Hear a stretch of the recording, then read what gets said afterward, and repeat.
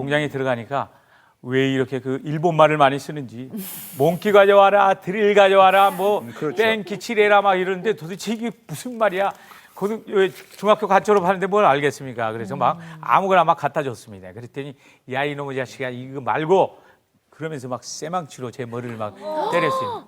그래서 그때 막 이쪽에 홍나고 저쪽에 홍나고 그랬는데 그때 제가 철이 좀 든 것 같아요. 쇠망치로 맞아서 좀 철이 든 것 같은데 어머니의 그 앞에서는 제가 울지 않았고요.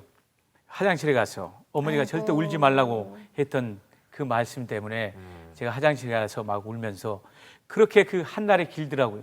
월급을 받아내는데 하루가 8시간이 그 일하는 시간이 왜 이렇게 긴지, 그리고 점심에 밥을 먹는데 그 밥이 얼마나 꿀맛 같은지, 그리고 이제 한 달 월급을 받는데 그 한 달 월급이 얼마나 귀한지. 그래서 그 아버지가 그렇게 세상에 돈 벌고 또 생활하는 게 그렇게 힘들었구나라는 생각을 그때 처음 하게 됩니다. 누나도 서울로 왔었어요? 예, 누나도 이제 상경을 하게 되고 누나를 만나게 되고 가족이 그렇게 힘드니까 보고 싶더라고요. 그렇게 때리던 아버지도 제 마음에 그 원한이 있었던 아버지도 이제 보고 싶고 그렇게 되면서 제가 이제 누나를 만나게 되는데 저희 누나가 하는 얘기가 남자는 고등학교를 가야 된다. 누나가 그래도 생각을 목표를 하나 던져주는 거예요. 그래요. 그러면서 제가 이제 고등학교를 가게 됩니다. 그런 꿈을 갖게 되죠. 그래서 고등학교를 이제 야간 고등학교를 왜냐하면 돈을 벌어야 되고 그래서 제가 이제 직접 다 해야 돼서 그래서 이제 야간 고등학교를 진학하는데 학교를 딱 들어갔는데요. 갑자기 한 6개월 정도 다니는데 한 친구가 이 학교를 도저히 못 다니겠다고 막 우는 거예요. 그래서 무슨 이유냐고 물어봤더니 자기가 지금 학교 폭력이 요즘 많잖아요. 네. 근데 이제 학교 폭력에 시달려서 돈을 뺏고 다른 친구들을 괴롭히는 거예요. 그래서 더 이상 학교를 다닐 수 없다고 그러면서 그만둬야 되겠다고 고민을 저한테 털어놓는 거예요. 그래서 제가 이 친구를 도와줘야 되겠다 생각을 하고 야 걱정하지 마. 내가 가서 그 친구를 도와줄게 하고 이제 어떤 녀석들이 그런 거야 그랬더니 뒤에 이제 그 우리 학교 다니다 보면 이 학교의 반에 껄렁껄렁한 친구들이 있잖아요. 그 친구들은 꼭 항상 뒤에 앉아요. 그죠? 그리고 이제 그렇게 지내는데 그 친구들이 5명이 있더라고요. 그래서 그 친구들한테 찾아가서 야, 왜 내 친구를 괴롭히는 거야? 그랬더니 그 친구가 하는 얘기가 빙교실로 따라와 그러는 거예요. 그래서 이제 빙교실?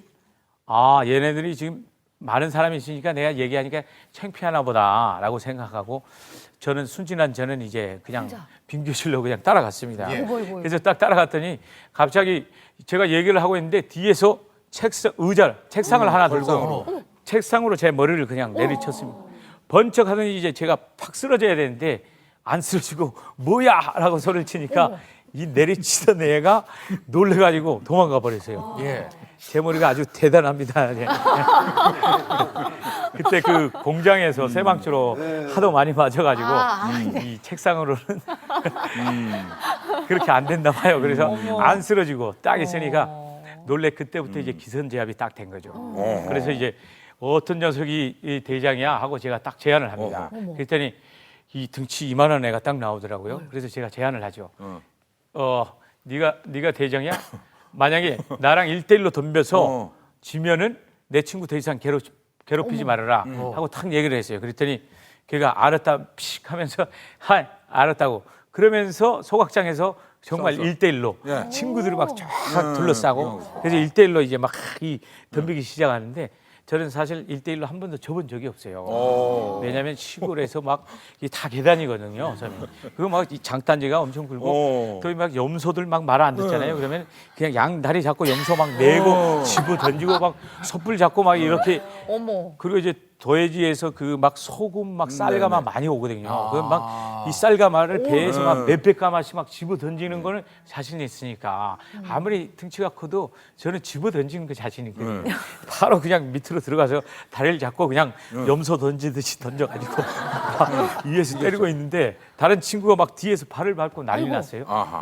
그리고 한 친구가 선생님 오신다라고 소리를 쳐가지고 그때 이제 제가 빠져나오게 됐는데 그러면서 이제 학교 끝나고 딱 밖에를 나갔더니 다른 친구들 그 5명이 저를 딱 기다리고 친구랑 그러면서 이제 저를 이렇게 끌고 야 따라와 이러더니 이상한 골목으로 데려가더니 그때 그냥 침 맞았고. 예, 무진장 얻어 맞아가지고 정말 얼굴 형체가 없어질 정도로 그때 맞았습니다. 5명 동시에 덤벼놓으니까 상대가 안 됐어요. 그래서 얼굴이 이렇게 이 모양이 됐습니다.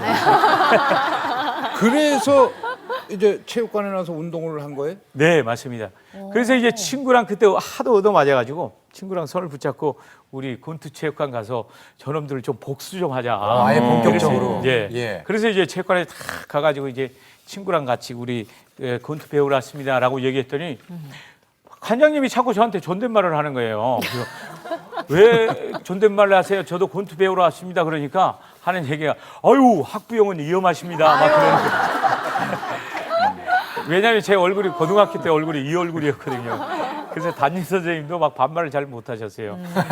청소 좀 하지요? 막 이렇게 그 정도 그랬는데 그러다 보니까 이제 저는 권투를 배우게 되면서 열심히 이렇게 했는데 친구는 이제 그만두게 됐어요. 3개월 동안. 왜냐하면 권투 체육관 여러분들도 가보시면 줄넘기만 가르칩니다. 스텝 기본 스텝에다가 계속 줄넘기만 가르치는데 저희들은 빨리 복수는 해야 되는데 계속 줄넘기만 가르치는 거예요. 주먹을 빨리 알쳐야 되는데. 그래서 줄넘기로 가서 막 복수할 수도 없고 줄넘기로 막 목을 조일 수도 없고 그래 못했는데 복수는 못했지만 그렇게 이제 지내면서 저는 이제 복수할 마음이 없어지더라고요.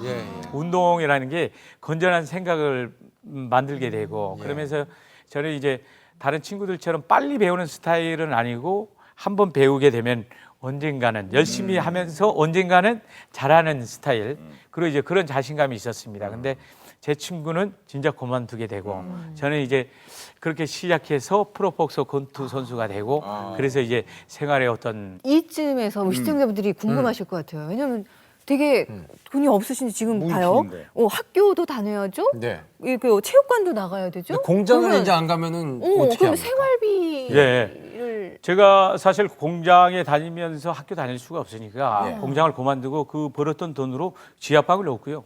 그다음에 이제 그 지하의 방이라 해봤자 뭐 조그만 방에다가 화장실 공동으로 쓰는 건 막 이렇게 참 다 말씀을 드릴 수 없고 그렇게 지하로 다니고 새벽에는 이제 신문을 돌리기 시작하죠.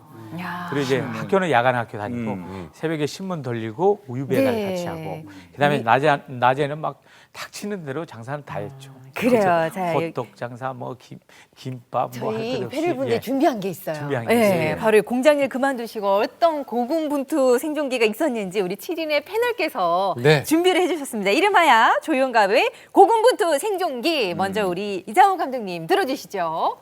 신문 돌리기. 좀 전에 말씀하신 우유 배달, 네, 우유 배달. 배달고 배달 사고 노 송간만큼 번다 세차장. 세차장. 세차장. 그 상상외로 말이에요. 손재주가 굉장히 좋으신 것 와. 같아요. 어머 이게 간의 뭐예요? 수공업에서 손재주도 금메달. 이거 직접 수공예. 손수 만드신 거예요? 예. 메달 만들기는 뭐예요? 예. 그런 모양 같은 거 있잖아요. 마리아상이나 뭐 아니면 어허. 예수님 사진부 아니면 여러 가지 이렇게 조각들이 있는데 그런 것들을 만들고 또 이렇게 깎고 해서 이제 이거 허락을 받으면 괜찮으면 이제 돈을 받는 그런 액수마다 돈을 받고 납품하고 이런 일을 했습니다. 이제 드디어 이제 사업체를 하나 경영하시게 되는데 오미 씨가 가지고 계시죠? 어디서 보니까 그때 먼저 서울로 올라왔던 누님과 서울에서 잠깐 만나면 네. 둘이서 호떡 하나를 사가지고 나눠 먹었대요. 아. 그게 아마 꿈이 됐나 봐요. 호떡 장수를 했거든요. 네.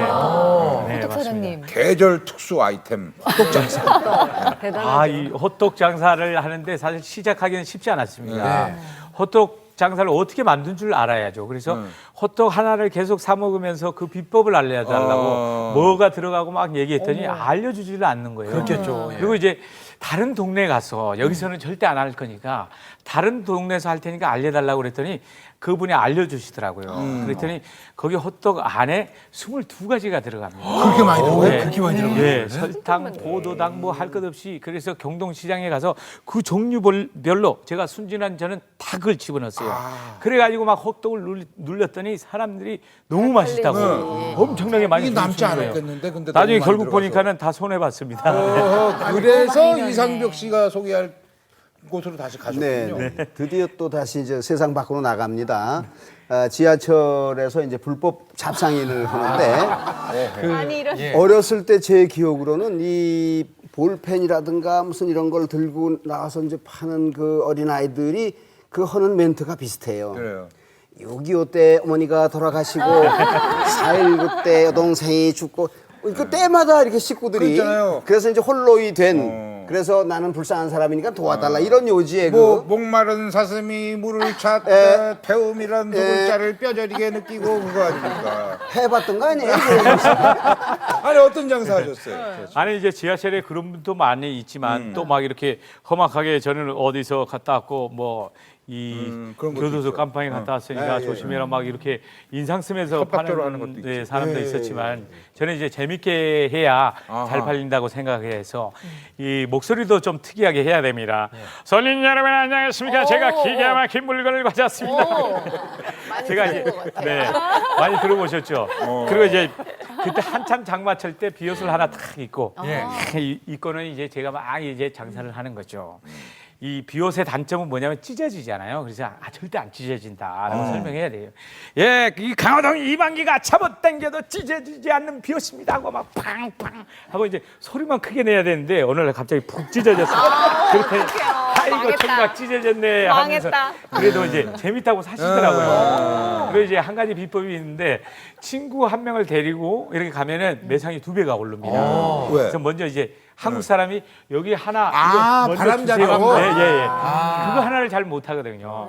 먼저 사는 사람이 있으면 나도 살 텐데라는 그러게요. 그런 심리가 있어요. 그래서 제 친구가 먼저 앞 칸을 먼저 가고 제가 이제 뒤에 가서 친구는 손님인 척 하고 있다가 제가 설명이 딱 끝나고 나면 친구가 여기 하나 주세요 하고 딱 외치면 사람들이 여기 하나 주세요. 저도 주세요 해서 매상이 2배나 올립니다. 이게 고등학생 때에 아직도 네, 고등학교 때입니다. 세상에 고등학교 때 어려운 전략이 있었네. 근데 예, 제가 그때 당시에 꿈이 있으니까 고등학교를 졸업해야 되겠다는 꿈이 있어서 그 꿈이 제가 부끄러웠던 제 자신도 이렇게 성격이 바뀌게 되더라고요. 그리고 이제 게으르고 막 힘들었던 쉽게 얘기하면 저를 보면은 새벽에 4시 반에 일어나서 신문 돌리고 우유 배달하고 낮에는 장사하고 5시 야간이면 5시 반에 수업 시작이거든요. 끝나고 나면 10시 반, 집에 돌아오면 11시 반, 자고 씻고 자면 12시 다시 새벽에 다시 또 일어나서 이렇게 지내는데 절대 쉽지 않았습니다. 그렇지만 저에게 가능했던 거는 제가 꿈을 가지고 있으니까 고등학교를 나는 반드시 졸업하고 우리 엄마 호강시켜줘야 되겠다라는 생각이 있다 보니까 저의 성격도 스타일도 바뀌게 되면서 이렇게 꿈을 그리고 이제 결국은 제가 고등학교를 졸업하게 됩니다. 한교원 씨는 뭐 들고 계십니까? 자, 먹여주고 입혀주고 월급까지 땡큐. 군대를 가셨구나 이제. 군대가 가장 편했어요. 예, 예. 모든 게 다 고등학교 해결됐네요. 네, 하시고 그렇습니다. 저는 군대를 가보니까 삶이 이제 워낙 힘들었고 힘들게 살아왔는데 군대를 가니까 너무너무 편한 거예요.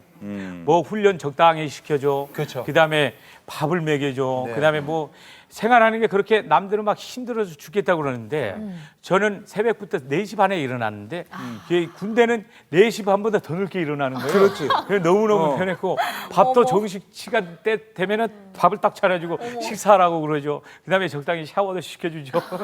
그래서 군대 생활이 너무너무 편했고 어렸을 때 막 6.25 훈련하고 막 뒤에 등으로 비비고 뭐 철조 막 절벽 막 다 타봐서 사실 군대는 너무너무 식은 죽 먹기였습니다. 그리고 이제 군대에서 제가 배운 게 있었어요. 참 군대는 다들 막 아무 시간 버리고 낭비라고 생각하지만 쫄병부터 시작해서 저 왕까지 그러니까 고참까지 다 하잖아요. 왕까지. 그게 인생사의 모든 게 다 들어있는 것 같아요. 그래서 아래 쫄병이었을 때는 위에 상사들 섬기는 훈련을 하고 가운데에서는 쫄병과 위에 그 고참들을 연결하는 그런 중간자의 역할. 그다음에 이제 그 고참이 되면 그 세상 부러울 게 없잖아요. 왕이 되는 거고 지도자가 되는 거잖아요. 그래서 명령을 내리고 어떻게 하면 더 지혜롭게 이렇게 훈련하는 것처럼 저는 군대에서 많은 걸 배웠다고 생각합니다. 그래서 군대는 꼭 가봐야 된다고 생각하고 그렇게 군대는 괜찮습니다. 편안하고 그래서 자녀분들 다 보내시길 바랍니다. 네. 예. 이제 군대 가기 전에는 그래서 저는 군대에